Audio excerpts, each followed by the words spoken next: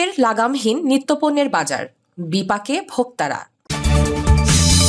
এদিকে নির্বাচন ফেব্রুয়ারিতেই হবে, কোনো শক্তি নেই দেরি করবে, বলছেন প্রেস সচিব। জানাবো শেখ হাসিনা না পালালে আমাদের কবর রচনা হতো, বলছেন হান্নান মাসুদ। জানিয়ে দিব ষড়যন্ত্র থেমে নেই, লোভ লালসার ঊর্ধ্বে উঠে ষড়যন্ত্র রুখতে হবে, বলছেন মাহমুদুর রহমান।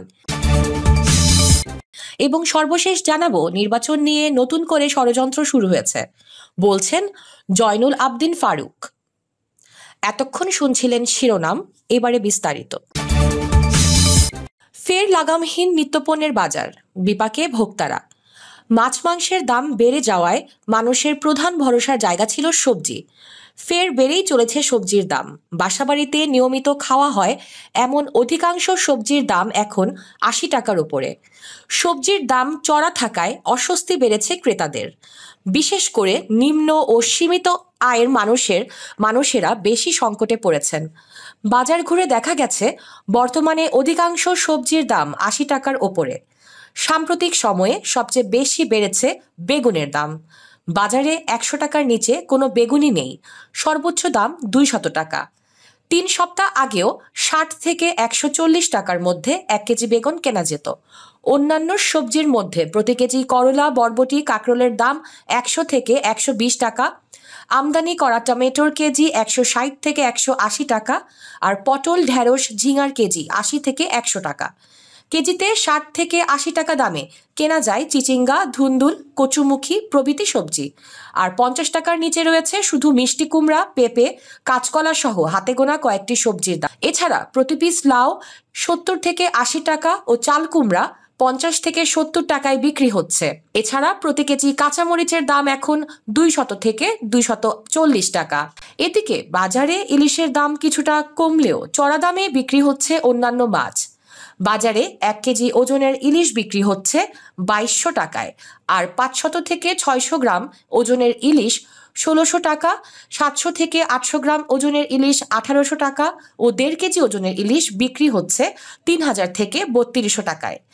এছাড়া প্রতি কেজি বোয়াল ৭৫০ থেকে ৯০০ টাকা, কোরাল ৮৫০ টাকা, আইর ৭০০ থেকে ৮০০ টাকা, চাষের রুই ৩৮০ থেকে ৪৫০ টাকায়, কাতল ৪৫০ টাকা, তেলাপিয়া ১৮০ থেকে ২২০, পাঙ্গাস ১৮০ থেকে ২৩০, কই ২০০ থেকে ২২০ এবং পাবদা ও শিং বিক্রি হচ্ছে ৪০০ থেকে ৫০০ টাকায়।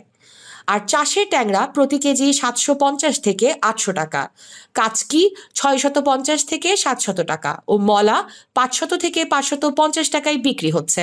দাম বেড়েছে মুরগিরও। কেজিতে ১০ টাকা বেড়ে ব্রয়লার মুরগি বিক্রি হচ্ছে ১৭০ টাকায়, আর প্রতি কেজি সোনালী মুরগি বিক্রি হচ্ছে ৩২০ থেকে ৩৪০ টাকায়। এছাড়া প্রতি কেজি দেশি মুরগি ৬০০ থেকে ৭০০ টাকা, সাদা লেয়ার ৩১০ টাকা ও লাল লেয়ার বিক্রি হচ্ছে ৩২০ টাকায়। জাতভেদে প্রতি পিস হাঁস বিক্রি হচ্ছে ৫০০ থেকে ৬০০ টাকায়। বাজারে চড়া দামে বিক্রি হচ্ছে ডিমও। বর্তমানে প্রতি ডজন লাল ডিম ১৪৫ থেকে ১৫০ টাকা ও সাদা ডিম বিক্রি হচ্ছে ১৩৫ থেকে ১৪০ টাকায়। এছাড়া প্রতি ডজন হাঁসের ডিম বিক্রি হচ্ছে ২৩০ টাকায়।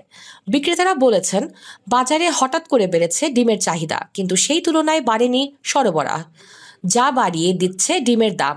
তবে গরু ও খাসির মাংসের দামে তেমন পরিবর্তন নেই। প্রতি কেজি গরুর মাংস বিক্রি হচ্ছে ৭৫০ থেকে ৮০০ টাকায়, খাসির মাংস ১০২০ টাকা এবং ছাগলের মাংস ১১০০ টাকায়। এদিকে পাইকারিতে দাম কমলেও এর প্রভাব এখনো পড়েনি পেঁয়াজের খুচরা বাজারে, ফলে ভোক্তাদের বাড়তি দামেই কিনতে হচ্ছে পেঁয়াজ। সীমান্ত নামে এক ক্রেতা বলেন, প্রতি কেজি পেঁয়াজ কিনতে হচ্ছে ৮৫ থেকে ৯০ টাকায়, যা এক ধরনের জুলুম। বাজার নিয়ন্ত্রণে সরকারকে আমদানির পাশাপাশি মাঠ পর্যায়ে তদারকি বাড়াতে হবে। বাংলাদেশ কাঁচামাল আড়ত মালিক সমিতির সভাপতি মোহাম্মদ ইমরান মাস্টার জানান, বর্তমানে লিন সিজন বা কম উৎপাদনের মৌসুম চলছে। এ সময় আবহাওয়ার কারণে জমিতে সবজি চাষ কম হয়, ফলে সরবরাহ কমে যায়। এ কারণে বর্তমান বাজারে সবজির দাম বেশি। কৃষি সম্প্রসারণ অধিদপ্তরের সরেজমিন উইংয়ের পরিচালক মোহাম্মদ ওবায়দুর রহমান মণ্ডল গণমাধ্যমকে বলেন, আমাদের অধিকাংশ সবজি রবি বা শীত মৌসুমে অক্টোবর থেকে মার্চ মাসে উৎপাদন হয়। কারণ এ সময় আবহাওয়া অনুকূলে থাকে। এখন যেহেতু বৃষ্টিপাতের মৌসুম, ফলে সারা দেশেই মাঠে সবজি চাষ কমে যায়। আগামী অক্টোবর থেকে নতুন সবজি উৎপাদন শুরু হলে আবার সরবরাহ বাড়বে, তখন দাম কমে আসবে। নির্বাচন ফেব্রুয়ারিতেই হবে, কোনো শক্তি নেই দেরি করবে, বলছেন প্রেস সচিব। প্রধান উপদেষ্টার প্রেস সচিব শফিকুল আলম বলেছেন, ফেব্রুয়ারিতেই নির্বাচন হবে, এখানে কোনো শক্তি নেই নির্বাচনকে দেরি করবে। চিফ অ্যাডভাইজার বলেছেন, এরপর ইলেকশন কমিশনও বলেছে, আমাদের পুরো জাতি এটির জন্য প্রস্তুতি নিচ্ছে। প্রেস সচিব বলেন, আমাদের সরকারের যতগুলো প্রতিষ্ঠান আছে ইলেকশন নিয়ে যারা কাজ করে সবাই পুরো দমে কাজ করছে।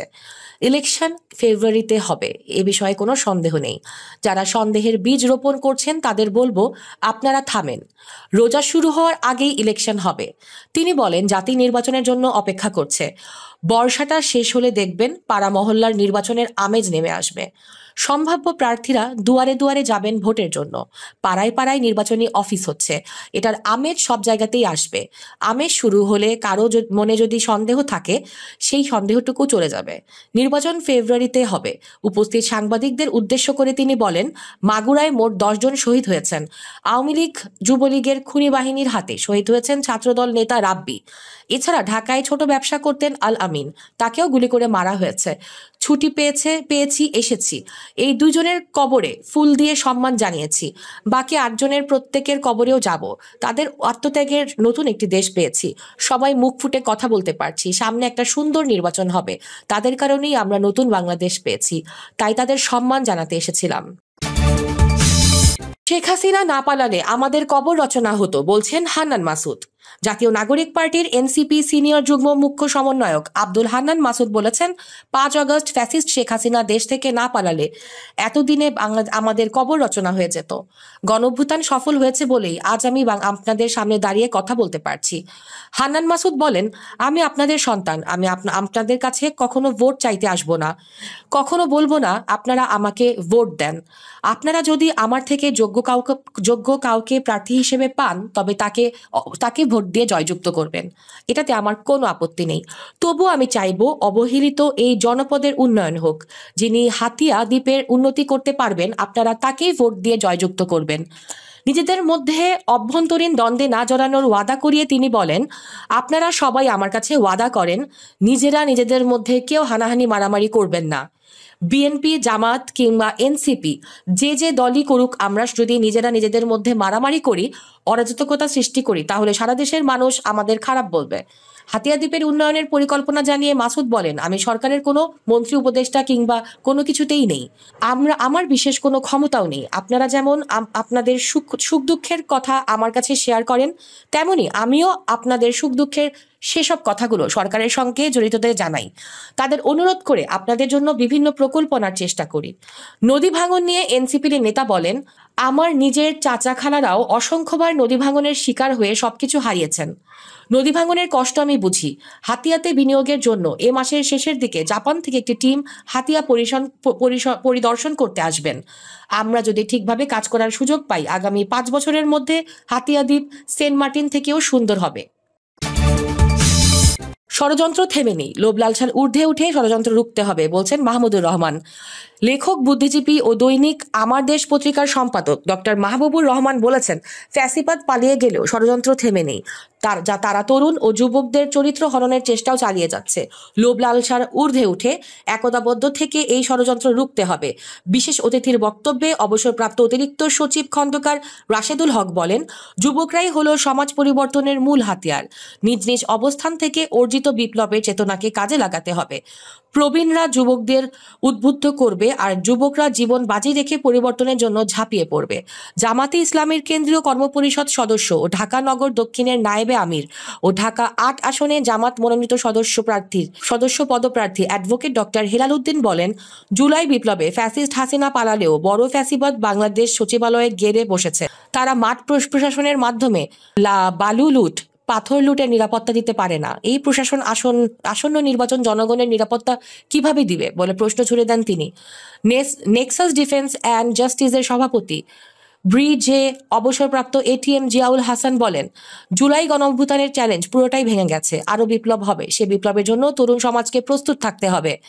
বাংলাদেশ কল্যাণ পার্টির স্থায়ী কমিটির সদস্য ব্রিগেডিয়ার জেনারেল অবসরপ্রাপ্ত মোহাম্মদ হাসান নাসির বলেন, ভারতের গোয়েন্দা সংস্থার বাংলাদেশে ব্যর্থ হয়েছে, কিন্তু ফ্যাসিস্ট হাসিনার রেখে যাওয়া দোসররা বিপ্লবের চ্যালেঞ্জে নস্যাৎ করতে অপচেষ্টা চালিয়ে যাচ্ছে। এজন্য ঐক্যবদ্ধভাবে যুব সমাজকে সজাগ থাকতে হবে। প্রিয় দর্শক, এই ছিল এখনকার সর্বশেষ সংবাদ। আপডেট সব সংবাদ পেতে চ্যানেলটি সাবস্ক্রাইব করে বেল আইকনটিকে ক্লিক করে রাখুন।